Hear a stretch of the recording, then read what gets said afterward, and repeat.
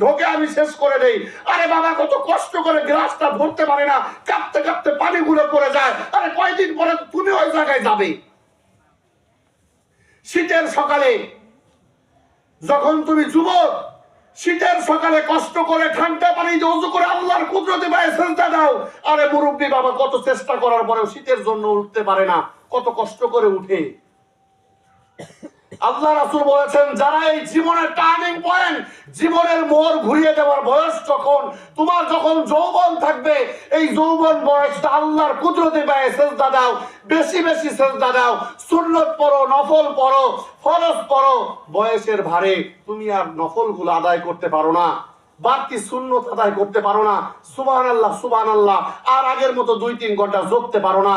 আল্লাহ ফেরেশতারে বলে, এ ফেরেশতা ওর আমল নামায় চলে যা 20 বছরে। ওর আমল নামা ব্যাগে নিয়ে 25 বছরের আমল। 25 বছরে ফজরের সময় কি করেছে? ফজরে ঠান্ডা পানি দিয়ে ওযু করে নামাজ পড়ে বসে বসে আল্লাহ আল্লাহ জিকির করতো। বলে এখন কেন পারে না? বলে বৃদ্ধ হইছে, যৌবন বয়সে কি করছে? বলে পারছে, করে সওয়াব বাড়ায় দে। সুবহানাল্লাহ, আল্লাহ বাড়ায় দিবে। বলে বোনাস, বোনাস। সরকারি চাকরি করলে বোনাস দেয় কি দেয় না? কেন বোনাস দেয়? সরকার জানে যে যখন যে যৌবন ছিল তখন আমারে সার্ভিস দিছে, কথা ঠিক না? যখন আর যৌবন ছিল আমারে সার্ভিস দিছে, এখন আর যৌবন শেষ, বৃদ্ধ, এখন আমি ওরে কিছু সার্ভিস দেই, ওষুধ কিনার টাকা দেই, মেডিকেলে যাওয়ার টাকা দেই, কথা ঠিক না? এই জন্য আল্লাহ তাআলা বলেছেন, হে বন্ধু, মানুষরে বলেন, সন্তানরে বলেন ওর বাবা এবং মার সেবা করতে, সেবা যেন বাড়ায়া দেয় যখন মা এবং বাবা বৃদ্ধ হয়। কথা বুঝতে পারছেন? বৃদ্ধ বয়সে সেবা বেশি দরকার না যৌবন বয়সে সেবা বেশি দরকার? বৃদ্ধ বয়সে। এই যে যাদের মুরব্বী মা বাবা আছে, আপনি যে আপনার ঘরে সন্তান বিবি নিয়ে সুন্দর কম্বলের নিচে ঢুকছেন, আপনি কি খবর নিছেন আপনার মায়ের কম্বল ঠিক আছে কিনা, আপনার বাবার কম্বল ঠিক আছে কিনা? যদি থাকে আলহামদুলিল্লাহ, যদি থাকে আলহামদুলিল্লাহ, সমস্যা নেই। আপনার জন্য দোয়া থাকলো, আপনার জন্য মন থেকে দোয়া থাকলো। যদি না থাকে তাইলে আপনি ঠিক করেন আগে, কথা ঠিক না? যদি না থাকে ঠিক করেন। সন্তানের জন্য শীতের কাপড় কিনেছেন, যেই কনকনে শীত, স্ত্রীর জন্য কিনেছেন, নিজের জন্য কিনেছেন, বাবার জন্য কি কিনেছেন, মার জন্য কি কিনেছেন? যদি কিনেন আলহামদুলিল্লাহ, আপনাকে স্যালুট। আর যদি না কিনেন তাইলে কিনেন, যদি না কিনেন কিনেন। বৃদ্ধ বাবারা বোনাস পায়, সওয়াব বোনাস পায়। যারা মুসাফির বাড়িতে যখন আছে সুন্দর ইবাদত বন্দেগী করতে পারে, এক জায়গায় সফর করছে সময়ের কারণে করতে পারে না, আল্লাহ বলে বোনাস পাঠা। হে ফেরেশতা বোনাস দিয়ে দাও। বলে একে কেন বোনাস দিবেন?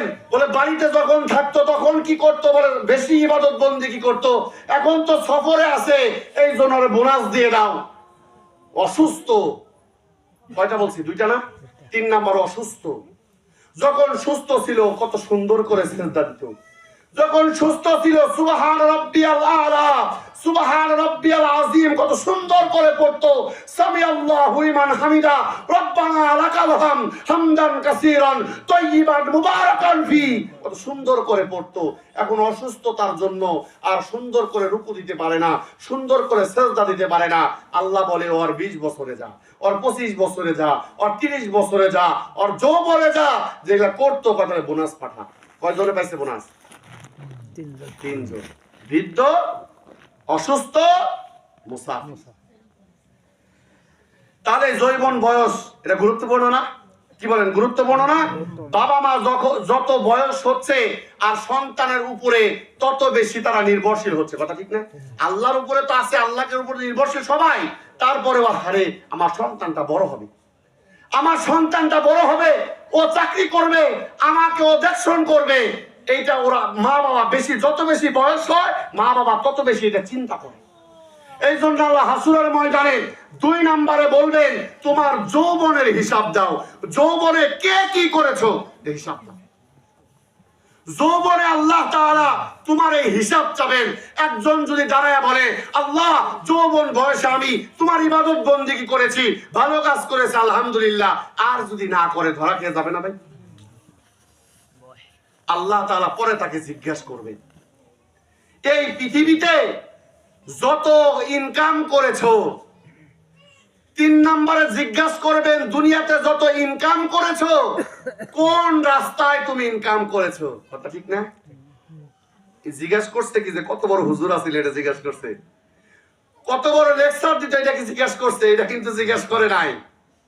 জিজ্ঞেস করছে তোমার যে আয় করতা, টাকা রোজগার করতে, এটা কোন রাস্তায় করতা, এটা কি হালাল ছিল নাকি হারাম ছিল? তুমি বৈধ পন্থায় করেছো না অবৈধ পন্থায় করেছো? তোমার হালালটাই নিয়েছো নাকি হারামটাও নিয়েছো? হারাম নেয় না, টেবিলের নিচ দিয়ে নেয় না, না একটু ঘুরে ফিরে নেয় না, অফিসের বাইরে এসে নেয় না, আবার যারা পাক্কা খেলোয়াড় তারা অফিসের ভিতরেই নেয়। কথা ঠিক না? যারা খুব ভালো সুন্দর করে সাজাইতে গুছাইতে পারে চোখের সামনেই নিয়ে নেয়, চোখের সামনেই নিয়ে নেয়। এই জন্য আল্লাহ 3 নম্বরে জিজ্ঞাসা করবেন তোমার জীবনের যে আয় করেছো এই আয়টা তুমি কোন রাস্তায় করেছো। সম্মানিত উপস্থিতি, আপনি চিন্তা করবেন যে যদি 2 নাম্বারই না করি বাড়ি গাড়ি কেমনে করবো। আপনি জেনে রাখেন আপনি যে রিজিক পাবেন এটা মায়ের পেটের মধ্যে আল্লাহ লিখে দিছে। কোথায়? আপনি যখন মায়ের পেটে তখন লেখা হয়েছে যে আপনি কত কোটি টাকার মালিক এই পৃথিবীতে হইবেন। আল্লাহ তাআলা লিখে দিছে 1 টাকা বেশি হইতে পারবেন না, কমও হইতে পারবেন না। আপনি যদি নাজায়েজ পন্থায়, খারাপ পন্থায়, অবৈধ পন্থায় এইটা ইনকাম না করতেন আল্লাহ বৈধ পন্থায় আপনারে দিত। কথা বুঝতে পারছেন? মানে আমি আপনারে বললাম যে আপনারে আমি টাঙ্গাইল পর্যন্ত নিবই, দায়িত্ব কার এখন? আমি আপনার গাড়িতেও নিতে পারি, হাটেও নিতে পারি, যেভাবেই হোক টাঙ্গাইল পর্যন্ত পৌঁছাবই। এখন আপনি চিন্তা করলেন আমি দৌড়াইয়া যাবো, কত সময় দৌড় দেওয়ার পর আপনি হাঁপাইয়া পয়সা যায় মরে গেলেন। দোষ কার? আমার দোষ। আমি আপনার কি কইছি আমি টাঙ্গাইল নিমু আপনারে, আপনি বলতেন যে আপনি কেমনে নিবেন, তাইলে আমার নেন। কথা ঠিক না?